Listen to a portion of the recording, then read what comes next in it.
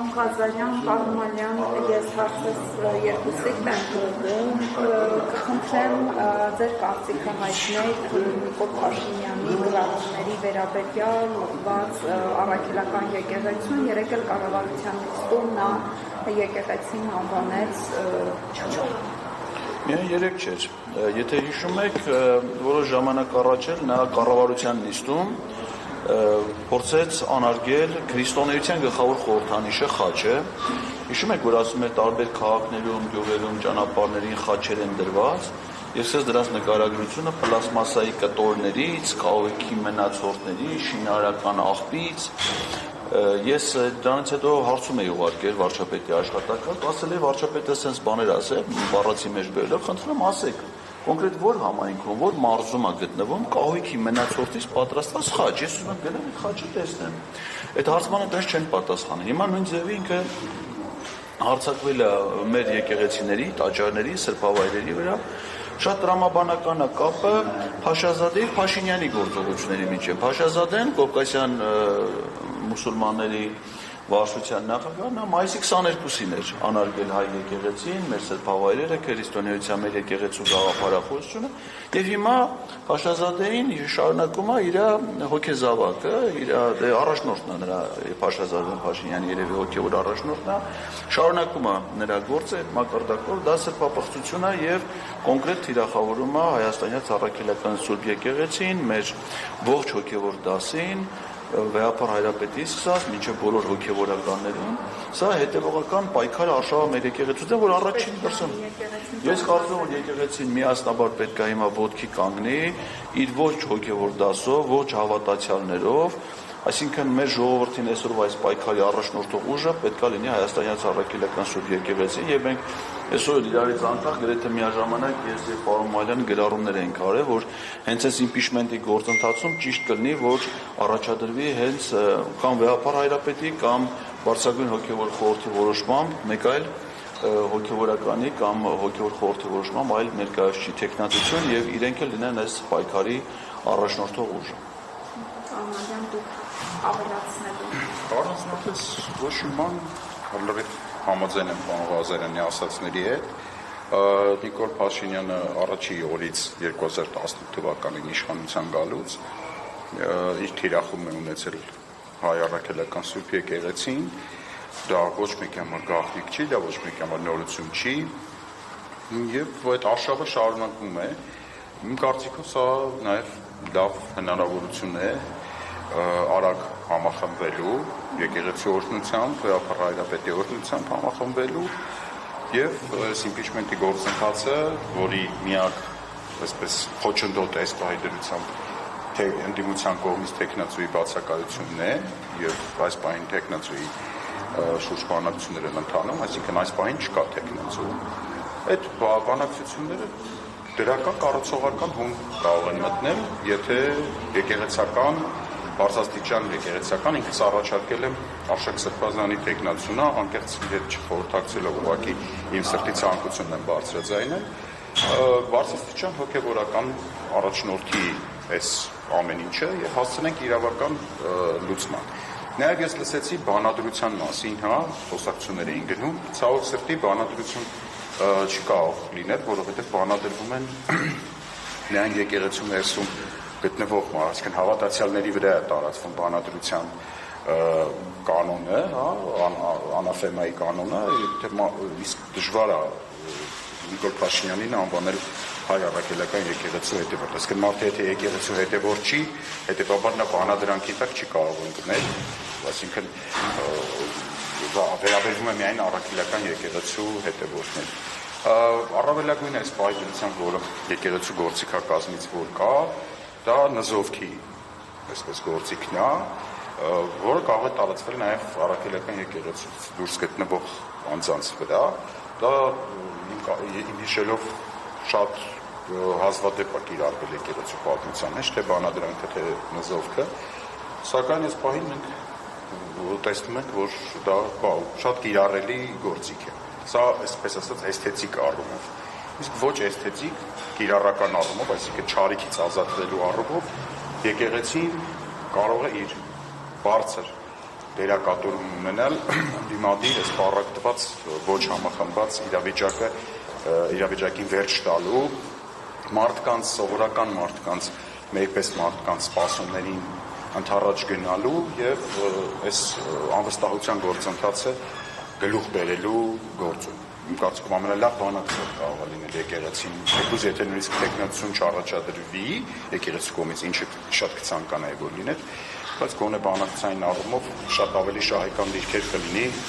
եթե այդ բանակցությունը ենթադրենք իր վրա վերցնի ամենահայաց կաթողիկոսը կամ եկեղեցու սրբազան հայրերից մեկը, այլ ոչ թե ես եւ Էդգար Ղազարյանը։ Մեկ ամիս է սկսել այդ գործընթացը Նիկոլ Փաշինյանին,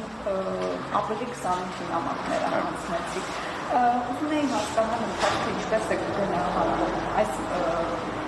սկսած գործընթացի։ Պարոն Ղազարյան։ Դե ակնհայտ է, որ այդ օրվանից այդ հարցը դարձել է ներքաղաքական կյանքի գլխավոր օրակարգային հարց է։ Ընդ որում այն օրակարգը, որը ոչ թե թելադրված է Նիկոլ Փաշինյանի կողմից, այլ իրենից անկախ եւ գործընթաց ընթանում է իր կողմից չվերահսկվող, չկառավարվող տրամաբանությամբ, այն դարձել է բոլոր քաղաքական գործիչների հիմնական խոսույթը, դրա վերաբերյալ կա երկու ընդդիմադիր խմբակցությունների պաշտոնական հայտարարություն եւ կա նաեւ երկու պատգամավորների կողմից նախաձեռնություն իրենց տեխնացիով վարչապետին անվստահություն գործընթաց սկսելու վերաբերյալ։ Այս ամենը սովորական երևույթ համարել չի կարելի, ամենայն դեպս սա հենց արդեն վկայությունն է այս ամբողջ գաղափարի լրջության եւ դրա հնարավոր արդյունքի միտված լինելու տրամաբանության մասին եւ մենք այսօր կանգնած ենք ուղղակի հիմա մի հանգրվանում, որ պետքա ընդդիմադիր խմբակցությունները նախ սկսեն կամ խմբակցություններում ընդգրկված պատգամավորները սկսեն իրենց տեխնացիով վարչապետին անվստահություն հայտնելու գործընթաց։ Եթե այդ որոշումը լինի, հուսամ որ դա չի ուշանալու, առաջիկայում մենք պետք է ունենանք արդեն նույնիսկ ժամանակը ինքը իր բնության ուժով նորից հուշում է, թե ինչ արագություն եւ տրամաբանություն դա կարող է ունենալ, մենք թվափոխենք սկզբունքորեն նոր փուլ եւ այդ փուլում մենք ունենանք շատ արագ զարգացումներ եւ ես ակնհայտորեն տեսնում եմ դրա հաջողությունը։ Ես առումով ես իմ կողմից ավելացնեմ, որ իրադարձությունների զարգացումը կարող է լինել 3 տարբերակով։ Բացառում եմ իմպիչմենտի գործընթացի օրակարգից դուրս գալը քաղաքական, դա բացառում եմ մինչև նույնիսկ 2026 թվականի, եթե նույնիսկ ենթադրենք հասնենք ընտրությունները, դա օրակարգում լինելու է եւ անպայման հանրությունը ընտրողները այդ հարցը տալու են ընդդիմադիր պատգամավորներին, ովքեր ընտրությանը կմասնակցեն, թե ինչու չարեցին։ Տարբերակ առաջին, երբ որ երկու խմբակցություններ ընդդիմադիր, ի վերջո մի կողմ կթողնեն իրենց տարաձայնությունները, անձնական ամբիցիաները, որը հստակ արտահայտվում է գոնե խմբակցություններից մեկի կողմից եւ կառաջադրեն միասնական տեխնացու, որի շուրջ բոլորս միասին կհամախմբենք եւ աշխատանք կանենք։ Տարբերակ երկրորդ, եթե խմբակցություններից մեկը մասնավորապես Հայաստան խմբակցությունը շարունակի այս գործելավոճը, որը որ ինքը աշխատում է, այսինքն ներսից տորպեդահարումը իրականացվի, այսինքն խմբակցությունից մյուսը առաջադրի տեխնացու եւ արդեն ոչ մասնակցության եղանակով Հայաստան խմբակցությունները միանա գործընթացին եւ նորից սկսվի այսպես միասնականության համախմբման գործընթացը, սա իմ համար ոչ ցանկալի տարբերակ է։ Եվ երրորդ տարբերակը, եթե ի վերջո մեր երկու խմբակցություն, դիմադիր խմբակցությունները հրաժարվեն իրենց նախընտրական բուն խոստումից, դա Նիկոլ Փաշինյանին հեռացնելու խոստումն է, եւ այդ ժամանակ հանրությունը ինքը իր ուժերով առաջադրի տեխնացու, հանրության համար ընդունելի տեխնացու եւ պատգամավորներին, արդեն բոլոր 107 պատգամավորների մասին է խոսքը, արդեն առանց տարանջատելու ընդդիմադիր իշխանական սկսվի այսպես կապարտադիր կամավոր սկզբունքով ստորագրը հավաքը։ Այս պայդրությամբ ընդդիմադիր դաշտում ընթանում են շատ ակտիվ բանակցություններ, հուսով եմ դրանք մոտապես եթե ժամանակագրությամբ ասեմ, մի քանի օրվա այսպես բան ունեն, հա, գործողություն ունեն, մի քանի օրից մենք կիմանանք այդ տեխնացուների այդ բանակցությունների արդյունքները եւ արդեն հուսով եմ կմտնենք կիրառական փուլ, ոչինչ չանելու այս ընդդիմադիր դաշտի, այս ապաթիկ ոչինչ չանելու այս մուտից տեղափոխվենք արդեն գործնական ստորագրահավաք, հանրության մոբիլիզացիա եւ այլ այս բոլոր փուլերը։ Շնորհակալ եմ։ ես ասեմ, ես քաղաքացիություն չէ։ Ինչպես ես էլ կարող եմ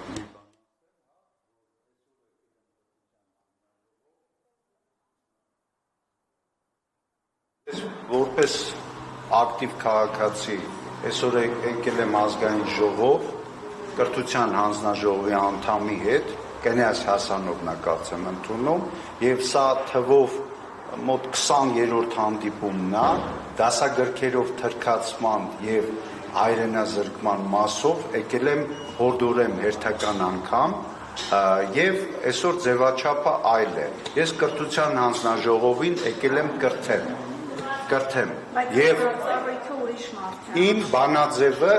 այլ է իմ բանաձևը կրթվելը պարտադիր է եւ պարտադիր կրթության համար ես եկել եմ պայքարել մինչ այդ ես հանդիպել եմ նաեւ կրթության նախարարության տարբեր բարձրաստիճան ճակերտավոր պաշտոնյաների հետ նրանց էլ եմ ուզում կրթել եւ ցանկացած պաշտոնյա, որը պաշտոնա զբաղեցնում եւ ի պաշտոն է կատարում սխալ գործողություններ, դրանց համար պարտադիր է կրթությունը։ Այսօր ես եկել եմ կրթվելը պարտադիր է ձևաչափը զարգացնեմ նաեւ օրենսդիր մարմնում, որովհետեւ ըստեղ էլ խնդիր կա կրթության համար։ Այսօր տեսել եմ գրառումները այսօր տեսել եմ, ասեմ, որ ժամ առ ժամ, րոպե առ րոպե այդ գրառումները ավելանում են եւ սա ճնշում է քաղաքացու վրա։ Ես խոսում եմ միայն ինձ, խոսում եմ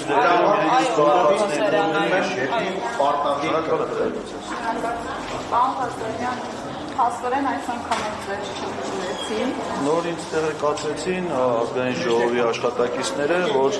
աշխատակիցը, որ պատասխանատու է քաղաքացիների ընդունելության համակների համար, որ գիտության, կրթության, մշակույթի, սպորտի, երիտասարդության եւ սպորտի հարցերի պետական հանձնաժողովի անունից քաղաքացիների ընդունելություն այսօր անցկացնում է քաղաքացիական պայմանագիր խմբակցության պատգամավոր Կնյազ Հասանովը, որը իդեպ նախկին գումարման ազգային ժողովում ընդգրկված էր Հայաստանի Հանրապետական կուսակցության խմբակցության կազմում եւ նաեւ ասեմ, որ ինքը պատգամավոր է ընտրվել որոշակի արտոնությամբ, այսինքն եւ նախորդ գումարման ազգային ժողովի հիմա որպես քուրդ ազգային փոքրամասնության ներկայացուցիչ եւ դրսեւորում է ըստ էության քրեական օրենսգրքով նկարագրվող հանցագործություն, որը կոչվում է խտրականություն, քաղաքացու նկատմամբ խտրական վերաբերմունք եւ ինչն է հետաքրքիր, որ ազգությամբ հայ քաղաքացու նկատմամբ խտրական վերաբերմունք է ցուցաբերում ազգությամբ քուրդ ազգային ժողովի պատգամավորը։ Սա էլ կարծում եմ, որ առանձնահատուկ նշանակություն ունի։ Ես ինչպես նախորդ դեպքերում, այնպես էլ այս դեպքում անպայման հաղորդում եմ տալու դատախազություն հանցագործության մասին, ընդ որում այս դեպքում փաստորեն մենք ունենք երկու հատկանիշ։ Խտրականություն պայմանավորված ոչ միայն ուրեմն գաղափարական տարակարտությամբ, քաղաքական հայացքներով, այլ նաև ազգային պատկանելության հանգամանքով։ Ես կուզենայի ավելացնել, որ այս հանդիպումների իմաստը, հիմնական իմաստը հետևյալ։ Դուք բոլորը ականատես եք լինում քարորյաների չորեքշաբթի օրերին, ոնց է Նիկոլ Փաշինյանը իրան դրսևորում ընդդիմության նկատմամբ։ Դուք տեսնում եք վերաբերմունքը ԿՊ-ական պատգամավորների ընդդիմադիրների նկատմամբ ընդհանրապես եւ ընդդիմադիր պատգամավորների նկատմամբ մասնավորապես։ Այդ լկտի պահվածքի ականատեսը բոլորս լինում ենք։ Բայց դա տեղի ունենում այն պատճառով, որ բանավեճը ընդդիմություն եւ իշխանություն ինքը առարկայական չի։ Սա իմպիչմենտի գործընթաց է։ Սա միակ process-ն է, որը այնքան հզոր է իր գաղափարական հենքով, որ ԿՊ-ական պատգամավորին եթե ինքը հնարավորություն ունենար գալի ընդհանրենք ստեղ ու ծաղրեր նույն լկտի պահվածքը դրսևորեր, կաներ։ ԿՊ-ական պատգամավորին միայն մի բան է մնում այդ հիմնավորումներից հետո կամ գալ ասել, հայտարարել տեսախցիկների առաջ, որ ինքը թքած ունի սահմանադրության վրա, կամ ընդունել, որ միանում է Նիկոլ Փաշինյանի անվստահության գործընթացին, քանի որ հիմնավորումները պարոն Ղազյանի բերած իրանք երկաթ բետոնյա հիմնավորումներ են, հասկանում եք, իրանք այս դուգող փիսոք հաչալ շուն բնույթի այսպես խոսակցություն չեն։ Հետևաբար ԿՊ-ական պատգամավորներին ոչինչ չի մնում, կան այսպես փախուստի դիմել, մենք իրանց տարածքում ենք, չէ՞ գտնվում ազգային ժողովում, մենք մեր բանը չեն գտնվում, փաբում կամ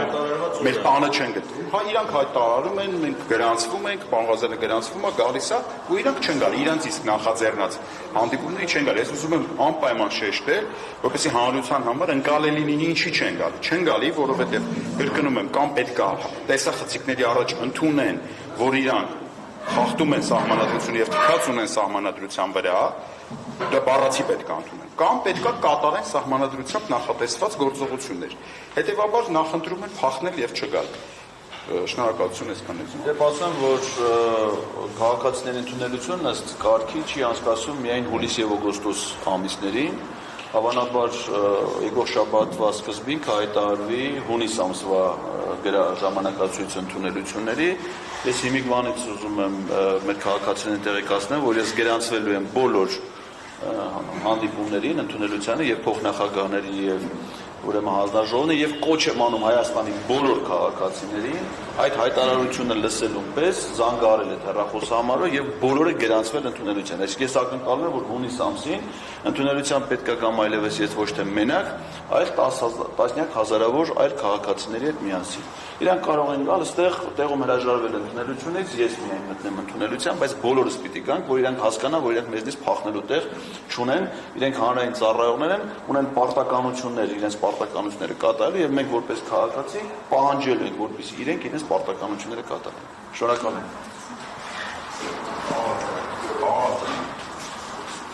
Հարտավություն կարելի է ծնողներին մի խոսքով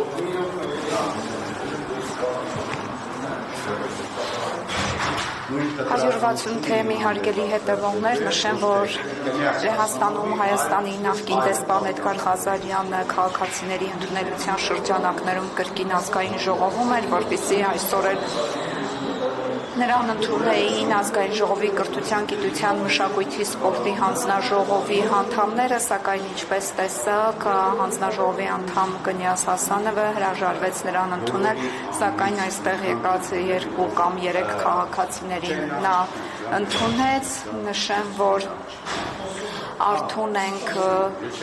քաղաքացիական նորաստեղծ նախաձեռնությունը դեռևս ապրիլի վերջին ազգային ժողովի 107 պատգամավորներին անհատական նամակներ էր փոխանցել Նիկոլ Փաշինյանին անվստահություն հայտնելու վերաբերյալ եւ քաղաքացիների ընդունելության շրջանակներում նրանք եկել էին այստեղ այսօր Նարեկ Մարյանը եւ Էդգար Ղազարյանը այդ հարցը քննարկելու թեպետ հանձնաժողովում քաղաքացիների ընդունելության շրջանակներում գրանցվել էր միայն Էդգար Ղազարյանը։ Նշեմ, որ Էդգար Ղազարյանը լրագրողների հետ զրույցում ասաց, որ այս ամենը անհետևանք չի մնալու եւ սա դիմելու է գլխավոր դատախազություն, խտրականություն ցուցաբերելու վերաբերյալ կապ հաստատելին հետ այս մոտակա 2-3 օրվա ընթացքում եւ լիազորագիր տան, որպեսզի դատարանում ես եւս ներկայացնեմ իրենց պահանջը, իսկ այս պահանջը բնականon է, իրավաչափ է, այս դասագրքերը չեն տանելու Հայաստանի զարգացմանը, այլ ուղղակի նզովյալ դիրքում ենք հայտնվելու, քանի որ այսօր տարվում է պրոպագանդա, որ հալածյալները պաշտելի առարկա են դառնում, ինչպես Մերձավանի ուսուցչուհին, որպես իբր նզովյալ, ես էլ եմ մանկավարժ, ես պայքարող մանկավարժ եմ եւ ուզում եմ իմ խոսքը ուղղել նաեւ խնդրում եմ ծնողներին այս մի քանի օրվա ընթացքում հայտնվել որպես ծնող 2 տարի պայքարում եմ այս դասագրքերի դեմ եւ լիազորություն ինձ տալ բանով դատարան տալ բանի միջոցով նոտարի միջոցով ես գումարը կվճարեմ եւ այն դասագրքերը խայտարակ դասագրքերը որ շրջանառության մեջ են եւ ԿԳՄՍ նախարարը ասում է դեռևս 2 տարի այս դասագրքերը մնալու են շրջանառության մեջ այդ դրա դեմ ես հայց եմ ներկայացրել վարչական դատարան 2 հայց եմ թվով ներկայացրել դատարանը ընդունել է վարույթ եւ շատ փոքր մաս է մնացել որ ես հաղթեմ դա պահանջում եմ ծնողներին գալ միանալ ինձ դատարանում, վարչական դատարան, ընդդեմ Ժաննա Անդրեասյանին, որի ես շարունակաբար պարտադիր կրթելու եմ, քանի ինքը պաշտոնյա է։ Շնորհակալություն։